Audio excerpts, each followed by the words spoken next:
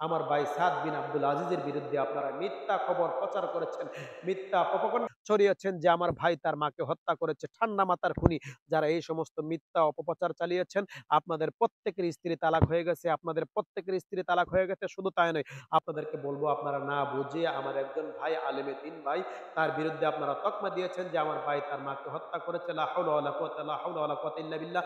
আপনারা তকমা দিয়েছেন আমার ভাই তার মাকে হত্যা করেছে। আপনারা যারা এই সমস্ত তকমা দিয়েছেন একজন আলেমে দ্বীনের বিরুদ্ধে, আপনারা যারা এই সমস্ত তকমা দিয়েছেন, আমি আপনাদেরকে বলবো আপনারা না বুঝে না শুনে সত্যকে উদ্ঘাটন না করে একজন আলেমে দ্বীনের বিরুদ্ধে আপনারা যারা মিথ্যা মিথ্যা অপপ্রচার চালিয়েছেন, এই মিথ্যা অপপ্রচার চালানোর কারণে একজন আলেমে দ্বীনের বিরুদ্ধে মিথ্যা অপপ্রচার চালানোর কারণে আপনাদের স্ত্রী তালাক হয়ে গেছে, আপনাদের স্ত্রী তালাক হয়ে গেছে, আপনাদের স্ত্রী তালাক হয়ে গেছে। যে সমস্ত হলুদ মিডিয়া যারা আলেমদের বিষয়গুলো তাদের সামনে আসলে তাদের চুলকানি চলে আসে, মান সম্মান হানি করার জন্য যাদের চুলকানি বেড়ে যায়, আমি আপনাদেরকে বলবো আপনাদের স্ত্রী তালাক হয়ে গেছে। যেই সমস্ত খবরের কাগজে, যেই সমস্ত মাল্টিমিডিয়াতে, যেই সমস্ত হলুদ মিডিয়াতে, যে সমস্ত ব্লগের মধ্যে আমার ভাই সাদ বিন আব্দুল আজিজের বিরুদ্ধে আপনারা মিথ্যা খবর প্রচার করেছেন, মিথ্যা প্রপাগান্ডা ছড়িয়েছেন যে আমার ভাই তার মাকে হত্যা করেছে। ঠান্ডা মাথার খুনি যারা এই সমস্ত মিথ্যা অপপ্রচার চালিয়েছেন, আপনাদের প্রত্যেকের স্ত্রী তালাক হয়ে গেছে, আপনাদের প্রত্যেকের স্ত্রী তালাক হয়ে গেছে। শুধু তাই নয়, আপনারা জাতির কাছে, আপনারা রাষ্ট্রের কাছে ক্ষমা চাইতে হবে। একজন আলেমের বিরুদ্ধে মিথ্যা অপপ্রচার চালানোর জন্য আপনাদেরকে অবশ্যই সমাজের কাছে ক্ষমা চাইতে হবে।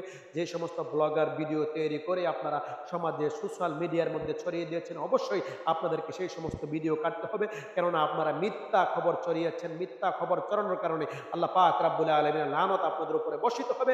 যেমন পবিত্র কালামুল্লাহ শরীফের মধ্যে সূরা বনী ইসরাঈলে 36 নম্বর আয়াতে আমরা আল্লাহ পাক রব্বুল আলামিন বলেছেন, ওয়ালা তাকফু মা লাইসা লাকা বিহি ইলমুন, যেই সমস্ত ব্যাপারে তোমাদের খবর নাই, অনুমানের ভিত্তিতে তোমরা কথা বলিও না। তোমরা যারা অনুমানের ভিত্তিতে কথা বলে, তোমরা যারা আমার সাদ বিন আব্দুল আজিজ ভাইকে তোমরা মিথ্যা দোষী সাব্যস্ত করেছো, মিথ্যা তার উপরে মিথ্যা টেক লাগিয়ে তোমরা তাকে জেল হাজতে পাঠিয়েছো, আমি তোমাদেরকে বলতে চাই তোমাদের এই মিথ্যা খবরের কারণে আজকে সমাজ নষ্ট হয়ে যাচ্ছে, রাষ্ট্র নষ্ট হয়ে যাচ্ছে। আন্তর্জাতিক মহলে যারা আমার এই ভাইকে খেয় প্রতিপন্ন করেছো, যারা আমার এই ভাইয়ের ইজ্জত সম্মান নষ্ট করার জন্য তোমরা উঠে পড়ে লেগেছো, আমি বলবো তোমাদের স্ত্রী তালাক হয়ে গেছে, অবশ্যই তোমাদের স্ত্রী তালাক হয়ে গেছে। তোমরা আমার ভাইয়ের কাছে, জাতির কাছে, রাষ্ট্রের কাছে ক্ষমা চাইবে, না হলে আলেম সমাজ তোমাদেরকে কখনো ছাড়বে না। আলেম সমাজ কখনো ছাড়বে না। একজন আলেম কখনো তার মাকে হত্যা করতে পারে না, একজন আলেম কখনো তার মাকে হত্যা করতে পারে না। কেননা প্রত্যেকটা আলেম জানে, নৈতিক শিক্ষা শিক্ষিত হয়েছে, যে সন্তানটা নৈতিক শিক্ষা শিক্ষিত হয়েছে সে জানে মায়ের পায়ের নিচে হচ্ছে সন্তানের বেহেদ। একজন সন্তান যত নেশাখোর হলেও একজন সন্তান তার মাকে হত্যা করতে পারে না, হত্যা করতে পারে না। যে সমস্ত হলুদ মিডিয়া রয়েছেন, বিশেষ করে বাংলাদেশের মধ্যে একটি প্রধান বাহিনীর মধ্যে একটি বাহিনী হচ্ছে র্যাব। র্যাবের দায়িত্বশীল মানুষের কাছ থেকে আমরা সঠিক একটা তদন্তের আশা করেছিলাম, কিন্তু